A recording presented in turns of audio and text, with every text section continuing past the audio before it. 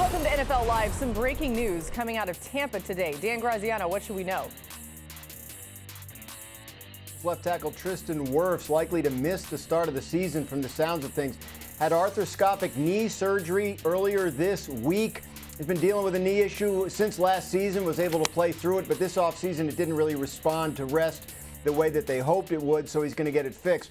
Likely to have to start the season on the physically unable to perform list, which would mean he would have to miss at least the first 4 games of the season. No small thing. Buccaneers open at Atlanta. Falcons beat them twice last year. At Houston on Monday night, home to the Jets and home to the Super Bowl champion Eagles. Could be a rough time to be without their starting left tackle. Yeah, Graz, just the other day I was saying maybe we're not talking enough about the Bucs and how great they could be. This may change that and just now here we a are. little bit. I know, right? Tristan Wirfs had a pass block win rate of 95.9% last season, the highest among all tackles. With the help of Wirfs, Baker Mayfield was pressured on just 23% of dropbacks last season, the second lowest rate among qualified quarterbacks last season. Wirfs, one of 4 offensive linemen to be selected to the Pro Bowl in each of the last 4 seasons, along with guards Joel Bitonio, Deion Dawkins, and Quentin Nelson. Good company there. We welcome you to NFL Live. You just saw Graz, Damien Woody, Booger McFarland here as well. Lots to get to with you guys. D-Wood, let's start with you. How big a deal is this for the Bucs in your mind? Laura, it's a pretty big deal. I mean, you're talking about arguably the best left tackle in the game.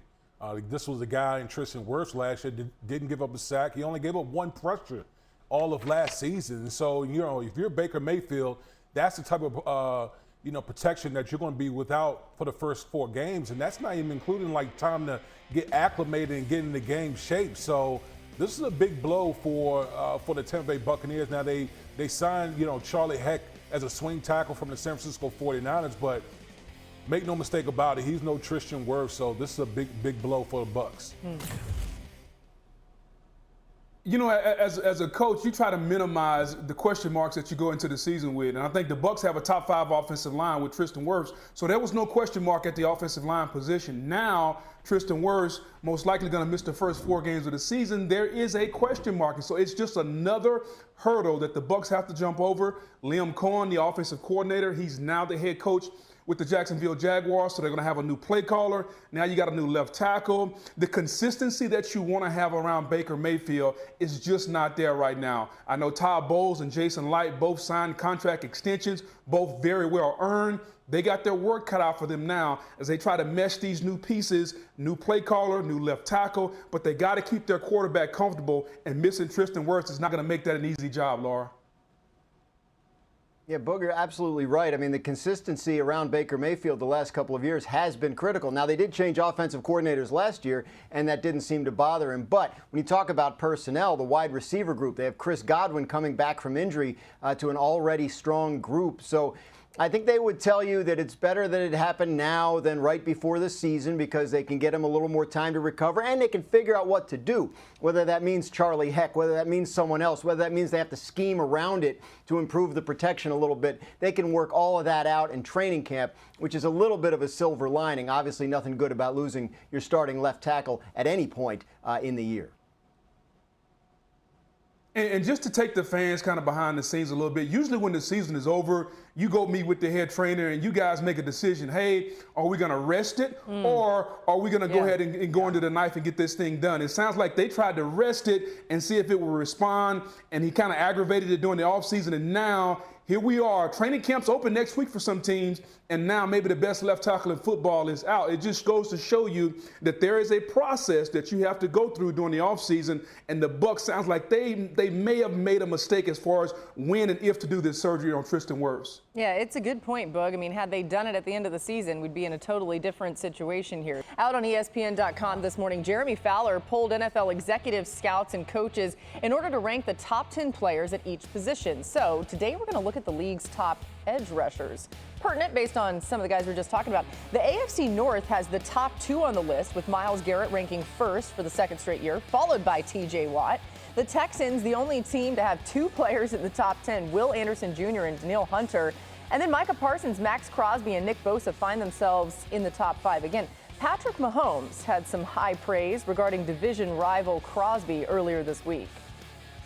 He's the best. I mean, I think he sacked me the most out of anyone I've ever played against. Oh, so, really? I mean, to me, he's the best pass rusher that I've played against. And so, no offense to any other pass rusher, just putting it out there. But he is the best one that I've went up against because he goes out there and he gives you the effort, he has the moves, and he has the skill. And I think that's hard to have all three of those and do that a year in and year out.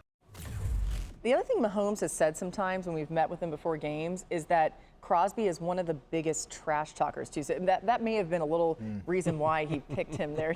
Okay, Boog, it sounds like Mahomes disagreed a little bit with that list that you just saw. How about you? What do you think about it? Yeah, I disagree with it. And let me preface by saying this. When you're choosing from the top 4 or 5 pass rushers in football, it's kind of like choosing how do you want your filet. Some people like theirs rare. Some people like it medium well. I need mine well done. Judge me if you want to. That's on you, not on me. As far as the pass rush is concerned, to me, it's got to be Maxx Crosby. I think when you look at the skill, you look at the effort, you look at the technique, you look at the moves, nobody does it better. Yes, T.J. Watt looks differently. Yes, Myles Garrett is more of a power guy. Micah Parsons may have a little bit more athleticism, but when you combine everything together, for me, Maxx Crosby is the best pure pass rusher in football, and there's no way, I mean no other way to eat a filet than well done. Hey, really fast, Boog, I'm going to have you come over. All right, I'm going to sear your filet really nice, a nice little pepper crust on it. I'll do it medium well for you, even though that's like a little bit off what I would normally do because it should be medium rare. But you're going to change your mind, okay? You must just had some bad steaks in the past. You're wrong about well done. Not changing my mind, Laura. I promise you I'm not changing my mind. D-Wood, go ahead. Boog, you might as well be burning the steak at this point. I mean, well done. Come on, bro. We got to work on that. But here's what I'm going to say, man. I think the reason that Mahomes has so much admiration for Maxx Crosby is where he's rushing from. Think about it. Boog knows this. He's rushing up on the defensive left. He's going up against the right tackle, meaning he's rushing right in Mahomes' face, and he still is able to cause havoc on a guy like Patrick Mahomes. But Boog is right. He's so versatile. He's a guy he's a movable chess piece. He has a variety of moves, and he's absolutely relentless as a rusher. And so, listen, any way you want to put the top 4, top 5, you can do it. It's all about your flavor. But Maxx Crosby definitely be giving Patrick Mahomes hell every time he plays against him. Right, which is twice a year, which is one of the reasons I'm sure he's in the front of Patrick's mind when he gets a question like that. So, yeah, look, you look at Maxx Crosby, you're looking at Mr. Raider at this point. He's done contract extensions that have been kind of, somewhat helpful to the team in terms of their structure. He has survived multiple overhauls of the front office, of the coaching staff. No one who's come in during Maxx Crosby's career has said, well, we need to get rid of this guy or he doesn't fit our scheme. He does everything they want him to do. He's universally admired around the league for his work ethic and the manner in which he's improved his game consistently since he got into the league. Nothing not to like about Maxx Crosby as a top 4 edge rusher. Yeah, thank goodness they were able to hold on to him. We'll throw the list back up there again. D. Wood, anyone not on the list you think could make it next year?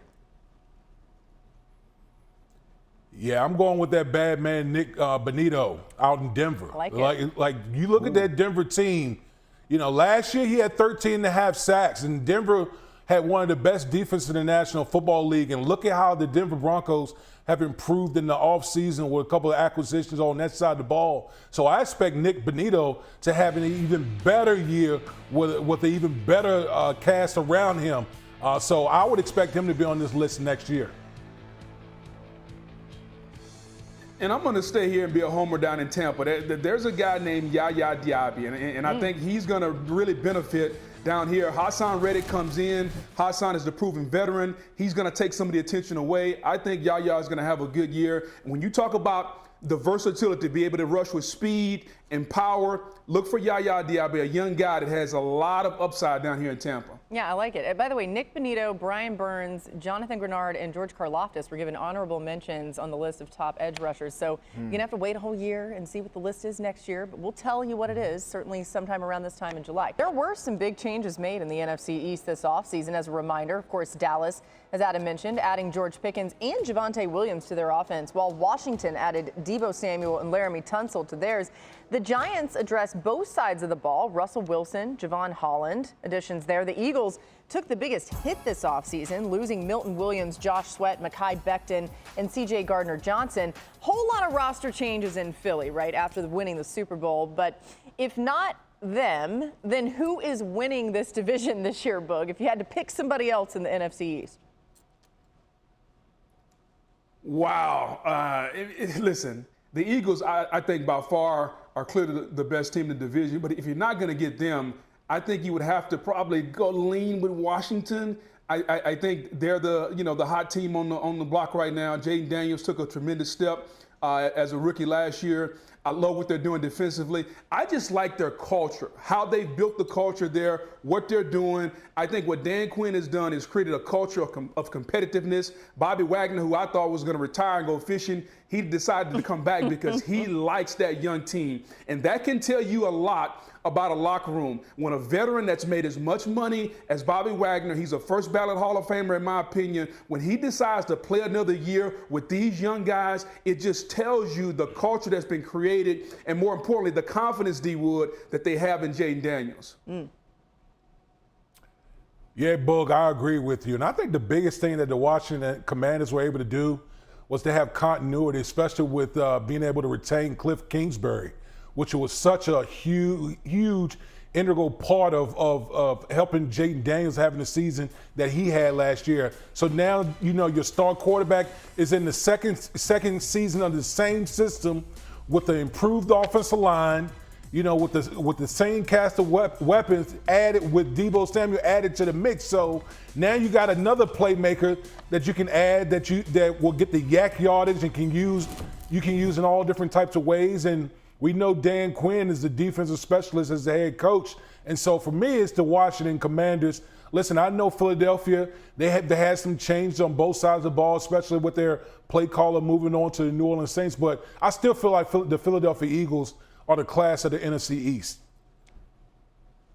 They are. There's no doubt about it. But, Adam pointed out, this is a 20-year streak. Like, really weird stuff has happened. 2 years ago, the Eagles were defending champions, and they were 10-1, and then they just fell apart. Like, there's no good reason that they lost to Arizona in Week 17 or whatever, and the Cowboys caught them from behind. But it happened. So we have to at least acknowledge the sort of the evil spirits that mess around with the NFC East and make weird things happen. Washington. D. Wood, you say Dan Quinn's a defensive specialist. He may be a head coach specialist. He had the Atlanta Falcons in the Super Bowl in his second year as their head coach. And this is his second year in Washington with how far they got last year, one game short of it. And all they did to add to that roster this offseason, I don't think you're going to get anybody in Washington to tell you they'd be happy right now with anything less. Yeah, I mean, no doubt the NFC East has gotten a lot more competitive due to a lot of the things you guys are talking about. The one thing about the Eagles that I would say maybe could go against history here is that Howie Roseman has drafted so well. So even though they lost a lot of these key players to the Super Bowl run, they've got so much depth. Now, another team looking to make sure the Eagles don't repeat as NFC East champions are the Cowboys. And quarterback Dak Prescott spoke yesterday about the addition of George Pickens. Great dude, loves his teammates, and excited as hell for this season. I know he is. I know he's happy to be in a fresh new spot, and I'm excited for what he's going to do. How long do you think it'll take you two to get on the same page? Not long. As I said, having dealt with trades before, whether it's been Amari Cooper, Brandon Cooks, I mean, you'll turn on that guy's tape. He's getting separation. He's got separation. Even when he's not getting the ball at times, and hell, when he doesn't have separation, he's still making the catches. It's not going to be hard. For me, it's about getting that ball near that guy and letting him go do George Pickens. And go turn on the tape. He's ready to go. Shout out to our staff for the subtitles there, because I couldn't hear what on earth he was saying, but you could read it. So Dak's excited about the new weapon on the team. Groz, what are you hearing about how it's going there in Dallas?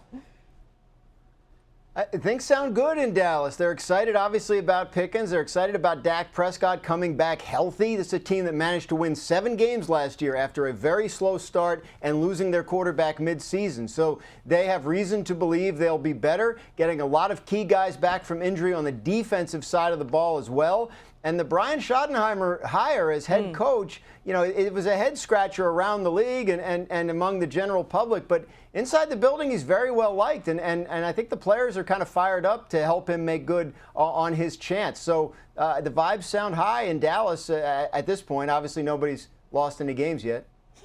So. Yeah, I can tell you that the vibes are high. Offensively, with Pickens and CeeDee Lamb, they should be able to score some points offensively. Dak can stay healthy. Can they run the football? What's the offensive line going to look like? Zach Martin has now retired. But the biggest question, guys, Graz, D. Wood, you guys know this, the biggest question in Dallas, when you're in that division and the teams you got to go against are Washington and Philadelphia, can you stop the run? Mozzie Smith, what are you going to be like this year in the interior of that defense? The Cowboys got a toughness problem.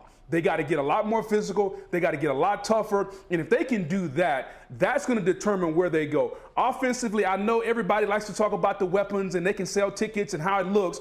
But if they can't stop anybody defensively, it won't matter what George Pickens and CeeDee Lamb look like on the outside.